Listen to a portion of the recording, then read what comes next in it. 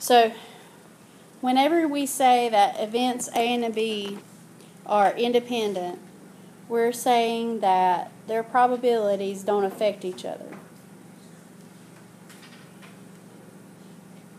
For example, if I said for you to find the probability that somebody is left-handed and the probability that they go out the Hudson Gate, those two things are independent. Just because you're left-handed doesn't mean you're going to go out a certain gate. Those two things don't affect each other. Okay? So they're independent of each other. Dependent is when they do affect each other. For example, the probability that you're going to do well in this class and the probability that you work hard and do your work. Do those two things affect each other? Yes. Yes. If you do your work, you're probably going to do better than if you don't do your work. So those two things do affect each other, so they're dependent. Does that make sense? Yes. Okay. So, number 1 on the examples, tossing one coin and then another. Independent, because just because I toss it and I get something that doesn't matter, I have no idea what I would get the next time, and it doesn't affect anything. For a presentation, a teacher chooses one student name, then chooses another without replacing the first student's name. So, I'm looking at my list of popsicle sticks here, and I choose a name. It's Aaron. Okay? The probability of me choosing Ethan, did the probability get greater or smaller than originally? Oh, smaller. It got smaller because there's less number of things in here because I didn't put Aaron's name back in. So Right? So it's dependent because the probability changed and became a little bit smaller. Okay. Actually, the probability got greater because there's less number of people to choose from. A card is drawn from a deck of cards, that's supposed to be cards, and put back, then a second card is selected. You see, in number 2, it said without replacing, and in number 3, it says put back. There's something called with replacement and without replacement. Okay? If you're doing it without replacement, it's dependent because you're changing the probability every time. But if you're doing it with replacement, it's going to be independent because the probabilities don't change. Once you put it back in, the probabilities are the same again. Okay? Questions about those so far? Okay, so if we want to find the probabilities of independent events, so if I want to find the probability of two things that they don't affect each other, then I can multiply the probabilities together. That's what that formula there is telling me. So we're tossing a coin and tossing a die. Is it true that those two things don't affect each other? Yes. Yes. So what's the probability that the coin lands heads up and the number rolled is a 6? Okay. So what's the probability that a coin lands hands up? 1 out of 2. Okay. And then what's the probability that you get a 6? 1 out of 6. And because those two things are independent, I can just multiply.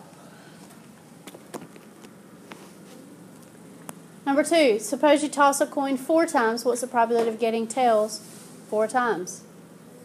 What's the probability that you get tails the first time? 1 out of 2. Okay, what's the probability that you toss it again and you get tails? 1 out of 2. What's the probability you get tails the third time? 1 out of 2. And the fourth time? 1 out of 2. And you just multiply all that together and you get 1 out of 16.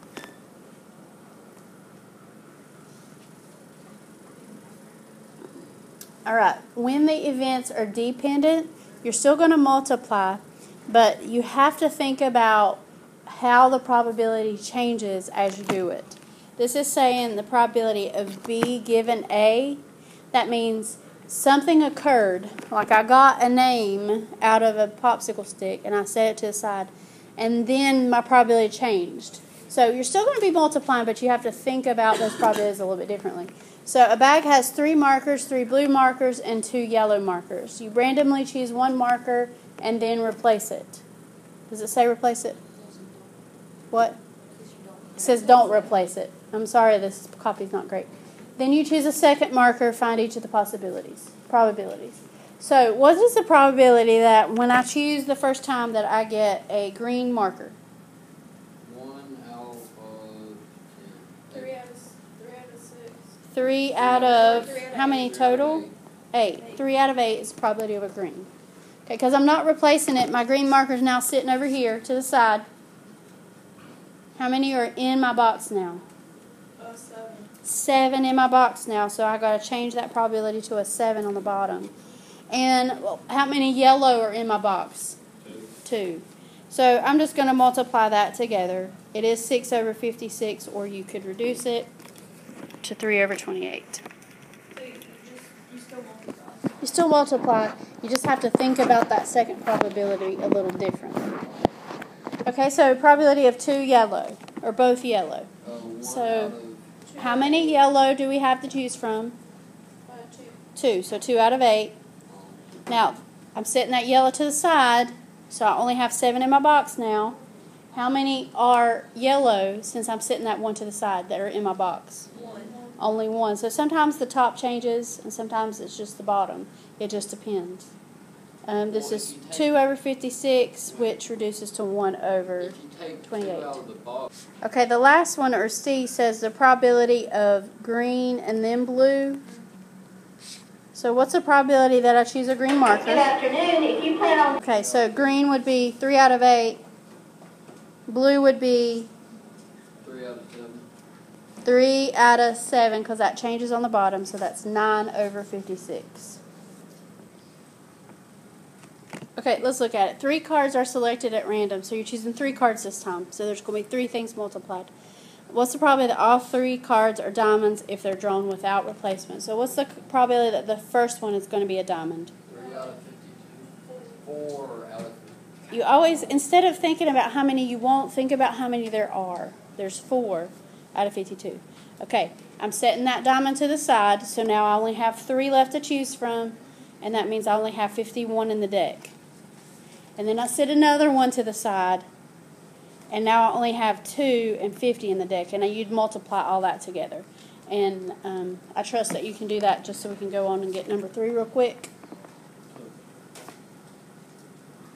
It says, what's the probability of drawing 2 aces without replacement? So what's the probability that the first one's an ace?